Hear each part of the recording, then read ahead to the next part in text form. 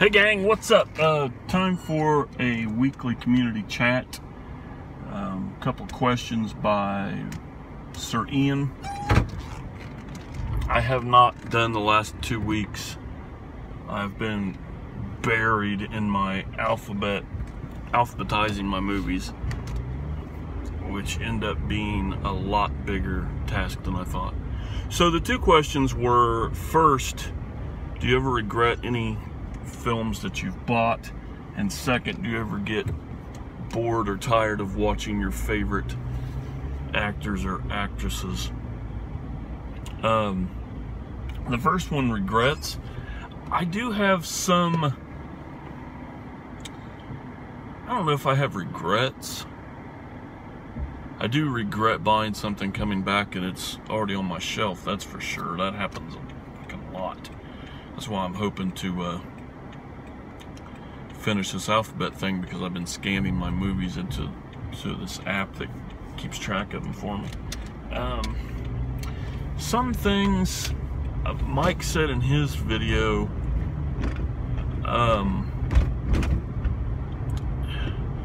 things that, and Ian too, Ian made a comment about it, or made a thing about it too, the fact that sometimes we get, what do I want to say? Sometimes we're influenced by other people's love for this film or that film, and then, you know, and, you know, you regret that. I don't ever regret anything I've bought being influenced by other people. I've gotten ideas from Ian, Harry, and Mike. Mike puts out what I call Mike films, ones that he chooses and buys. I know not to be I know not to be influenced by Mike's teenage angst films or beach party films, so I'm okay with those. I can't regret any of those, because I just don't, I don't buy them. So there we go. Most of my actual regrets come from blind buys from Criterion, which is really sad, because I love the company. Some things that are critically acclaimed or fan acclaimed, that like, oh my god, you must own this. And that's what I went through, that stage. And probably all of us, like mega collectors, the guys, you know, from our little family community that, you know, have extensive libraries of films, have gone through this. And everybody talks about, you know, this and that. Some, like Mike brought up Naked Lunch. That's a fucking horrible movie. That is a horrible movie. And I am not a Cronenberg fan either. There are a couple that, you know, I do enjoy, but for the most part I do not. Naked Lunch was not Naked Lunch, I'm sorry.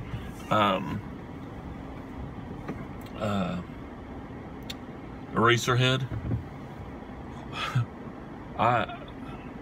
That's one film that will never see the inside of my Blu-ray player again. It's total garbage. Total garbage. And of course there are some horror movies. I'm a horror fan, and horror fans always have films in their library that they're like, why did I buy that? No, mainly zombie films. Any zombie fans out there? I will agree with Ian on his hatred for slasher films. There are some slasher films that should never be bought or watched again. So there are what I guess you could call regrets on purchasing. Now I have a lot of box sets, like huge box sets with lots of stuff in them. And those are one thing that I don't regret buying any of those. I love the ones that I have. I'm very picky about the ones that I have bought in the past. I don't really buy any anymore because they are pricey. And nowadays, I think that I would have to wait for the box set rather than buy the individual films. So I'd rather just buy the individual films. Like, one regret, I just thought of that. One thing you can say about regrets is the opposite way of stuff I didn't pick up when it was out there. I didn't buy the Phase 1 Marvel briefcase. I wish I would have bought that. That was something that would have meant a lot to me. It would have been something I enjoy. I love the superhero movies. I regret that I didn't pick up the Predator head when it was a little cheaper. The Terminator head. The heads are really, really cool. They're also really they take up a lot of space. I have both Planet of the Apes busts, and I have the Xenomorph head, which that's the one film thing that I own that I would never get rid of. That's my most prized possession as far as films go. That and my Dark Shadows coffin. My mother-in-law and I went together on that one. She's since passed, but we both had a love for Dark Shadows, and I would never get rid of that. I love that case. I luckily got in on it when it still had Barnabas's autograph in it, so I have the limited edition one. But other than that, I don't really have that many regrets. And I can see where people do have a lot of regrets from buying certain things. Myself, like, it's easy for me to say right now because not only am I going through my movie collection, I'm also thinning, which is something I should have done a long time ago. And while I don't regret buying them because I did watch them, and you know, whether they were good or bad, they're a film, and I'm glad they're gone now. You know what, fuck it. Yeah, I regret buying those. I've put out probably over 200 films from my collection out the door. Anything that has anything to do with like 90s comedy.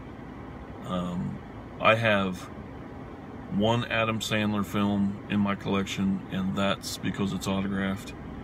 I have no Will Ferrell movies in my collection.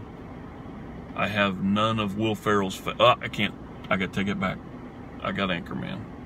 Anchorman's one that everybody makes at least one mistake. You know, it makes a good movie.